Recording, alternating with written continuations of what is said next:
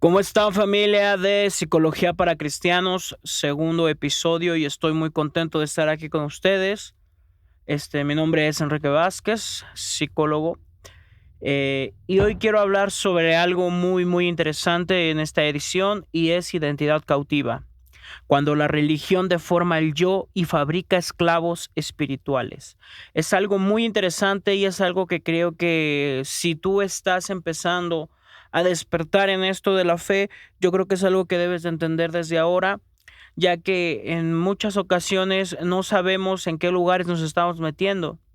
Yo recuerdo mucho una palabra que se me dijo hace mucho tiempo, que me decían, quizás muchas iglesias hablen de Dios, pero no todas las iglesias son de Dios.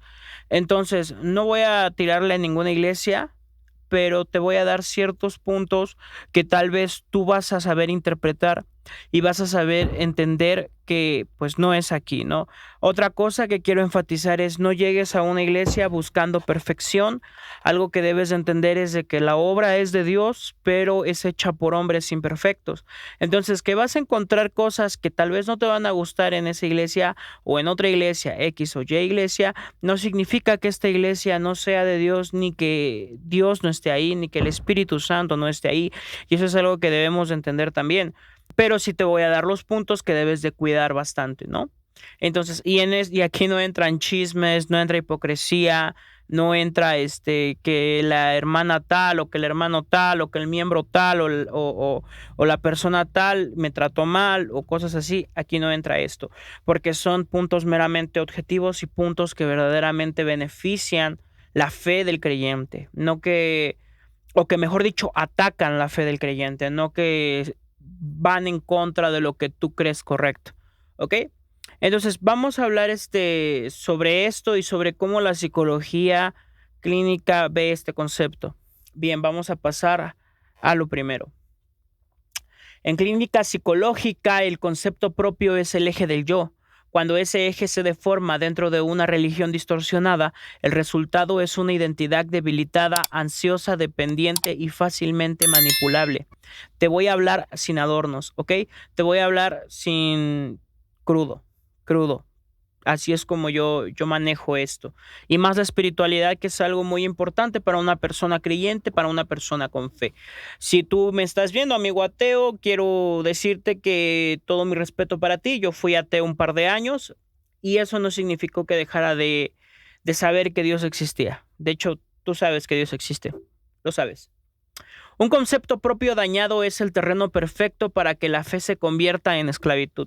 Hay personas que empiezan a relacionar todo en base a sus carencias y eso es algo que he notado mucho, incluso dentro de varias congregaciones, que las personas empiezan a sentirse obligados y después esa obligación la interpretan como sumisión y esa sumisión la convierten en esclavitud. Empiezan a ser esclavos. Incluso tal vez el pastor o el ministro de la iglesia no está fungiendo como amo, pero el siervo o el diácono, o como quieran llamarlo, o como se llama en su congregación, sí se convierte en esclavo. Y lo hemos visto mucho. A veces no sé si tú has experimentado eso de que, le está haciendo la barba al pastor, le está haciendo la barba al ministro. Entonces, tal vez no él está haciendo la barba, tal vez él ya se posicionó en esa caseta, en esa casilla de esclavo y está haciendo todo para convencer o para recibir el elogio del que él cree que es su amo. No es por culpa de Dios, sino por culpa del sistema que operan más como amos que como pastores, ¿ok? Ahí ya estamos hablando de cuando los pastores, si son amos, si se quieren convertir como en dueños y señores de la vida de los siervos. Ojo, ya dividí las cosas para que no empiecen a hacer controversia. Neurología del concepto propio. Un concepto propio puede ser tan erosionado que el cerebro activa circuitos de sumisión automática, hipervigilancia, miedo al rechazo, necesidad compulsiva de obedecer. Ahí es lo que estábamos hablando. Cuando esto sucede dentro de la religión, la persona ya no piensa, ya no reacciona, ya no discierne, solo obedece. Tampoco obedece incluso. Entonces, llega un punto en el que el esclavo ya no obedece. El esclavo solamente quiere recibir el aplauso del señor, del amo. Entonces ya pasa a no obedecer. O sea, no sé cómo sucede en otras congregaciones, pero no sé si recuerdas a la persona que empieza a hacer todo por amor, a la persona que empieza a hacer todo, no importa quién se lo mande, no importa quién le pida el favor, esta persona lo hace. Pero llega un punto en el que solamente empieza a obedecer a una persona, y es esa persona la que esta persona decidió colocar como su amo y como su señor, incluso como su Dios. Y eso es algo muy fuerte, y eso ya no es espiritual. Pero en otro podcast lo hablamos. Ya no cree desde la razón o la convicción, sino desde el temor al castigo. Aquí viene otra parte muy importante. A veces la persona ya no está actuando ni por amor al amo, ya está actuando por miedo a no perder aquello que ha conseguido: título, puesto, encargo, responsabilidad, algo que la haga sentir superior en jerarquía a las demás personas. Entonces, ahí también entra un rasgo muy particular de las personas que ya están en la posición de esclavo, en el que tal vez ya no lo están haciendo por amor, no tal vez, ya no lo están haciendo por amor, ya lo están haciendo por miedo a perder aquello. Entonces, llegamos al final de esta conclusión y eso se minimiza en eso. Cuando él deja de sentir placer para servir a su amo, empieza a sentir miedo a perder aquello que se le ha prometido, que se le ha dado o que ha conseguido en base a sentirse esclavo. Esta es la antesala de la psicología del esclavo, obviamente. Vamos al punto número 2. ¿Cómo se crea una identidad de esclavo? No toda la doctrina es sana. Aquí vamos a ver esto. Ojo, si ustedes quieren tener toda la información que yo saco, que yo escribo, próximamente voy a estar subiendo un libro con todas las notas, con todas las meditaciones que hago, para que ustedes vayan por sí mismos y vean cómo la psicología y la fe se unen en una sola, ¿ok? Pero toda religión tóxica comparte un patrón clínico: destructura el yo para insertar obediencia, ¿ok? Toda religión tóxica. Eso no significa que tu religión es tóxica. Eso no significa que tu congregación es tóxica. Eso no significa que tu iglesia es tóxica, ¿ok? Tienes que aprender a discernir también eso. Yo no hice este podcast con la intención de meter duda en las personas, sino con la intención de reforzar la fe de las personas y que usen una fe más inteligente al momento de estar en sus iglesias. Entonces, no todas las religiones son tóxicas, pero toda religión tóxica comparte un patrón clínico, y esa es destructurar tu yo para insertar obediencia. Espero hayan entendido. Quien está en Spotify tal vez no vio mis gestos. Hice un entre comillas para insertar obediencia. ¿Me entienden? Y hay 3 mecanismos. Y esos 3 mecanismos te los voy a dar en este momento. El primero, culpa repetitiva. La persona internaliza que siempre está mal. Cuando llegas a una iglesia y tienes una constante culpa repetitiva, la persona siempre está, es que siempre estoy mal, siempre hago todo mal, siempre es pecado, siempre, eso ya no es bueno, ¿ok? Entonces, y más cuando te lo remarcan, siempre tú estás mal, tú estás mal, tú estás mal, tú estás mal, tú eres un pecador, tú eres un pecador, tú eres un... Tenemos que entender algo: somos humanos errados, siempre vamos a tener fallas, siempre vamos a tener errores, siempre vamos a tener pecados, y es por eso que Jesús dejó ciertos protocolos como la Santa Cena, como el arrepentirnos, como el buscar, como el tener comunión con Dios. ¿Para qué? Para que nosotros nos fuéramos limpiando de esa imperfección humana que siempre va a estar con nosotros, que siempre va a estar siendo arrastrada por nosotros mientras sigamos vivos. 2, miedo teológico. Dios es interpretado como un juez impredecible. Ojo, también, cuando llegas a un lugar en el que están, Dios te está viendo, Dios te está viendo, Dios te está observando, Dios esto, Dios el otro, y Dios te va a castigar, y Dios te va a dar juicio, Dios te va a hacer que pierdas todo lo que ya lograste, Dios te va a hacer que pierdas todo aquello que ya las bendiciones que Dios ya te dio te las va a quitar. Eso también es errado. ¿Por qué? Porque Dios no es un juez malo. Dios es un juez justo. Entonces, ¿en qué parte de la justicia entraría que Dios te dé y después te quite? Ojo, tal vez tú puedes perder todo por consecuencias de tus actos. Tú puedes perder todo. Si tú le das $1,000,000 a un ludópata, obviamente él, tarde que temprano, lo va a perder. Eso sería un ejemplo simplificado, ¿no? A veces uno quiere también culpar a Dios por las cosas que ha perdido, pero al final del día no entendemos también al 100% que parte de lo que perdemos o ganamos viene de nuestra parte. ¿Me entienden? Entonces Dios te va a abrir las puertas, de ti depende trabajar, de ti depende hacer, de ti depende construir.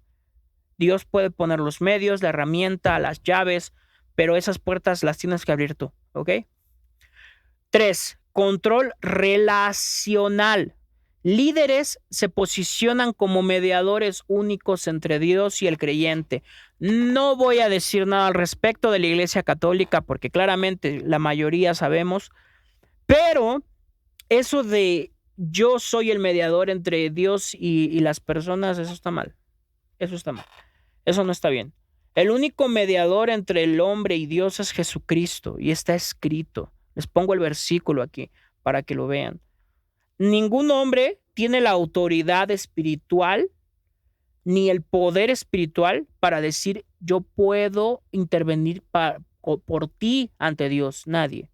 Ni siquiera el Papa. Y eso Martín Lutero lo dijo hace cientos de años. No lo estoy diciendo yo. Sorry, amigo católico. Disculpen, no estoy atacando a nadie. Pero es teología pura. Entonces, y es lógica. Y si saben un poco de historia, saben de qué hablo. Esto activa un fenómeno descrito en la psicodinámica aprendizaje de indefensión. El único rol posible es el del esclavo. 3. La psicología del amo en contextos religiosos. El amo religioso no surge de la autoridad espiritual, sino de una estructura narcisista disfrazada de unción. Necesita sometimiento para mantener su autoimagen, necesita seguidores para sostener su poder simbólico y necesita obediencia para no enfrentar su propia fragilidad. Clínicamente, el amo es dependiente del esclavo. Teológicamente, es lo opuesto al modelo de Cristo. El líder sano forma conciencias, el líder tóxico fabrica dependencias. Aquí entra todo esto. El personaje que siempre te está culpando, siempre te está acusando, siempre te está diciendo que todo lo que ya hiciste lo vas a perder, el que te está diciendo que si no es por él, Dios no te va a escuchar, y el que está creando esa dependencia. Ahí entra eso.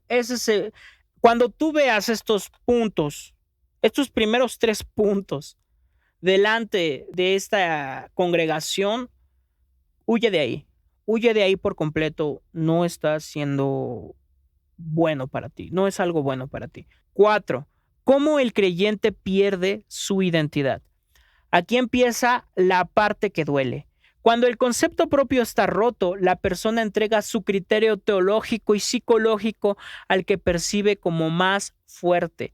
Esto produce 3 distorsiones clínicas. 1. Miedo espiritual crónico. El creyente interpreta toda sensación interna como culpa. No distingue entre convicción y castigo imaginario. 2. Sumisión a figuras humanas. El amo se convierte en referencia absoluta. La palabra del líder pesa más que la escritura y la conciencia. 3. Autoanulación. La persona deja de registrar su propia voluntad. Su identidad se disuelve en la obediencia y el yo desaparece. Esto no es espiritual, esto es colapso del yo. Extrujan todo hasta que la persona pierda incluso su propio concepto. El concepto propio se distorsiona. El concepto propio es aquello que nosotros creemos correcto, es aquello que nosotros creemos ser, porque lo hacemos porque creemos que es correcto. Entonces, las personas empiezan a ver al líder como Dios, como lo hablábamos al principio. Lo empiezan a ver como Dios. Lo empiezan a ver como si Él fuera el mismo Dios. Y eso ya está mal. Cuando ustedes vean que la iglesia sigue más al líder que al propio Señor Jesús, no es ahí, ¿ok? No es ahí. 5. El lenguaje bíblico rompe la lógica esclavo-amo. La teología bíblica no es compatible con la psicología del esclavo. Romanos 8:15 la declara la forma directa. No habéis recibido espíritu de esclavitud. Si la práctica religiosa produce esclavitud, no viene de Dios. ¿Ok? Romanos 8:15. No habéis recibido espíritu de esclavitud. ¿Me entienden? Entonces deben de ver eso. Si la práctica religiosa produce esclavitud, no viene de Dios. ¿Por qué? Porque Él nos dio espíritu de libertad, no nos dio un espíritu de esclavitud. En todo caso, ¿por qué Dios quiere esclavos si tiene una legión de ángeles, una legión de siervos? Nacer de Dios significa ser hijo, y ser hijo no es ser esclavo, ser hijo no es ser siervo. Juan, el libro de Juan, y se los voy a poner en pantalla, el libro de Juan dice que el hijo está para siempre en la casa y el siervo tarde que temprano se va. Entonces, debemos entender eso también. Gálatas 5:1 afirma, para la libertad fuimos llamados. ¿Me entienden? Entonces, fuimos llamados para ser libres. Por medio de Jesús, por medio de nuestro Señor Jesucristo, fuimos llamados para ser libres. Si un sistema requiere tu miedo para sostenerse, no es evangelio. Esto es algo muy fuerte, Esto es algo muy fuerte, gente, porque ustedes deben entender eso. Y Juan 15:15 es clínicamente profundo. Os llamaré amigos. Algo muy fuerte, ¿no? Jesús diciéndote, yo te llamaré mi amigo. Yo te llamaré mi hijo. Dios, cuando naces del Espíritu Santo, naces de Dios y te vuelves amigo de Jesús. Imagínate eso. ¿En dónde entra yo no sé ustedes, ¿verdad? Pero yo, por ejemplo, a mis amigos yo no los quiero como mis esclavos. Y eso es algo muy fuerte. Tal vez puedo pedirles un favor, tal vez puedo pedirles un consejo, pero en ningún momento les voy a pedir que hagan lo que yo quiero, que sientan lo que yo quiero, que prediquen lo que yo quiero. Un amigo no es propiedad, no es objeto. ¿Entienden? Entonces, eso es muy fuerte. Tampoco es instrumento. No se dejen llevar. Teología sana destruye la estructura amo y esclavo. Teología tóxica la normaliza. ¿Ok? Al decir teología, hablo de doctrina. Al decir teología, hablo de fe. 6. El desmontaje clínico del rol de esclavo. Vamos llegando al final. Salir de la identidad esclava no es salirse de la iglesia, no es abandonar tu fe, no es decir, ay, es que Jesús no existe, ay, es que Dios no existe, es para ti, amigo ateo. Porque también le dije, no, es que esto es mentira. No es eso. Solamente estás evadiendo tu realidad. Solamente estás escapando de algo que sabes que es real. Debes desactivar el condicionamiento psicológico. Es dejar de interpretar la voz interna como condena. Eso sí es bueno. Eso sí es un consejo que yo te puedo dar. Desactiva y deja de interpretar esa voz de que todo es condena, de que todo es pecado, de que todo... Ojo, hay pecados que sí son pecados. El error es un error cuando se repite. Un impulso es un accidente. O sea que una equivocación es un accidente. Si este accidente se vuelve a repetir, se convierte en error. Y empieza a haber un condicionamiento psicológico. Y eso es algo que deben de entender desde ahorita. Es reconocer que discernir no es rebeldía.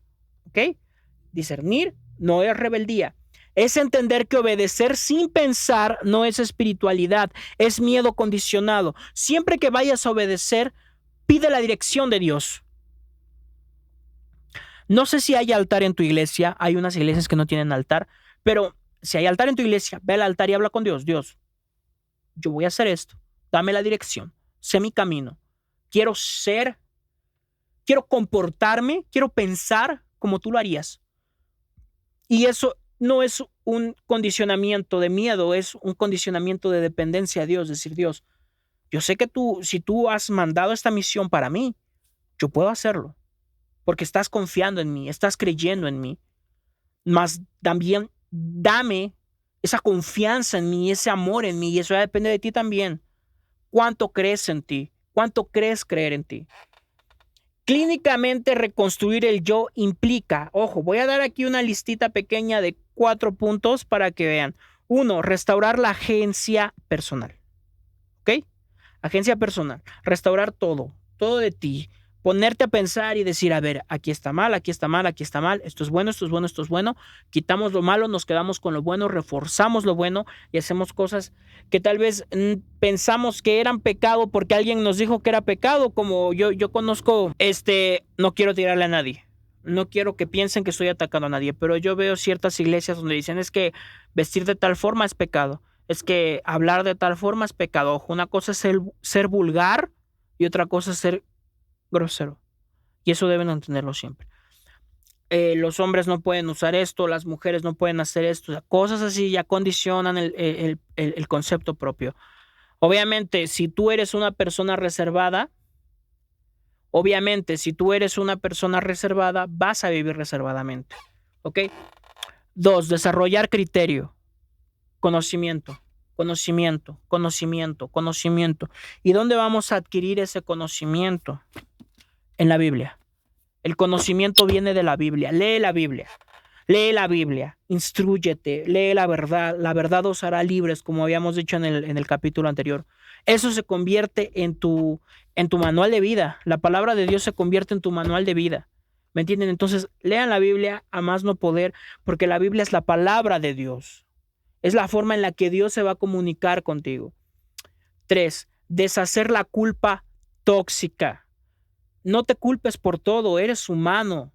Tienes equivocaciones, estás errado en ocasiones y eso no significa que vas a ser peor o mejor persona. Eso no significa que vas a ser peor o mejor delante de los ojos de Dios, porque Dios nos ve iguales. Dios ya sabía lo que ibas a hacer desde antes de que tú lo hicieras. Entonces, aún así, de que Él ya sabía que ibas a hacer eso, Él te aceptó y Él te quiere como hijo y Él sabe que te vas a equivocar. Eso no significa que agarremos la mano de Dios y empecemos a hacer pecados y a pecar y a vivir en el pecado. Eso no significa eso. Significa que incluso nosotros, sabiendo que Él sabe lo que nosotros vamos a hacer o lo que nosotros nos vamos a equivocar, Él nos ama aún así. Eso refuerza el amor. Eso nos hace saber que Él no ve para nuestros defectos, sino ve para nuestra alma. 4, recuperar la voz interna como brújula, no como látigo. Exacto, tu intuición también vale.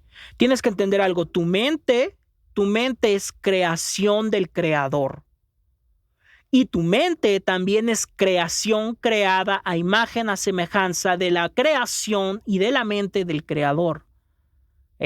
Muy complejo, ¿no? Pero entiéndelo. Teológicamente, tú eres como Dios, porque yo os he hecho a imagen y semejanza mía. Obviamente en el camino y con tantas cosas que sucedieron, Adán y Eva, desobediencia, pecado, un montón de cosas que sucedieron, esta creación se vio manchada. Pero eso no significa que dejamos de serlo. Ok, teológicamente implica esto. Separar la figura de Dios de las figuras humanas. Siempre. Hombre es hombre, Dios es Dios. Punto, se acabó. Hombres no están por encima de Dios. Nadie está por encima de Dios. Reinterpretar la escritura desde la identidad. Dios, ¿qué te está hablando a ti? Dios, ¿qué te está hablando a ti? Cuando tú abres la palabra de Dios y lees la Biblia, Dios, ¿qué te está hablando a ti? No es que le habló a pastor tal, no es que le habló a obispo tal, no es que le habló a sacerdote tal, a diácono tal, no es que te habló a ti. ¿Qué está hablando contigo Dios? Dejar de temer a Dios como a un amo y empezar a relacionarte con Él como padre. Habla con Él como si Él fuera tu padre. Papá, buenas noches, ¿cómo estás? Te amo mucho, te quiero mucho. Es un ejemplo. ¿Ok? Te quiero mucho, te amo, papá. Hablar con Él, ¿sabes qué, papá? Pues hoy pasó esto, pasó el otro. Como un amigo. Y ahora sí vamos al punto número 7 y vamos a cerrar ya con este tema. Un concepto propio sano no crea esclavos. Crea creyentes maduros. Crea personas capaces de amar sin miedo, obedecer sin perderse y crecer sin ser manipulados. Cuando sanas tu identidad, la figura del amo deja de impresionar y la figura del esclavo deja de existir. Lo que queda es lo único verdaderamente cristiano, un hijo caminando sin miedo. No hay nada más que decir. elimina esto, ya te di los puntos, ya te di las armas, ahora elimínalo. Y si estás en un lugar en el que dices, cumple con todo lo que dijiste, no te voy a decir huye de ahí, porque no vengo a meter duda, pero sí te voy a decir, reestructúrate a ti misma. Si ahí encontraste a Dios, reestructúrate a ti misma, reestructúrate a ti mismo. Y vas a ver cómo todo va a cambiar, vas a ver cómo todo va a ser diferente. Dios te trajo a encontrarlo dentro o fuera. Y si sinceramente estás muy mal, nunca va a ser de más. Nunca va a ser de más reestructurar todo y decir, aquí no es. También es de personas maduras soltar cuando te está lastimando. Y eso ya te lo digo como psicólogo. Así que sin más, espero te haya ayudado esta información, el video, el podcast, espero que te hayan ayudado. Saludos para los que están en YouTube ya suscritos y para los que están en Spotify también. Síganme, compartan. Muchísimas gracias por compartir, muchísimas gracias por estar aquí y pongan sus comentarios de qué otro tema quieren que hable. Que Dios me los bendiga mucho, que la paz del Señor esté con ustedes, que el Señor los guarde y los bendiga y tenga misericordia de ustedes, así como ha tenido misericordia de mí todo este tiempo. Nos vemos hasta la próxima, nos vemos. Chao.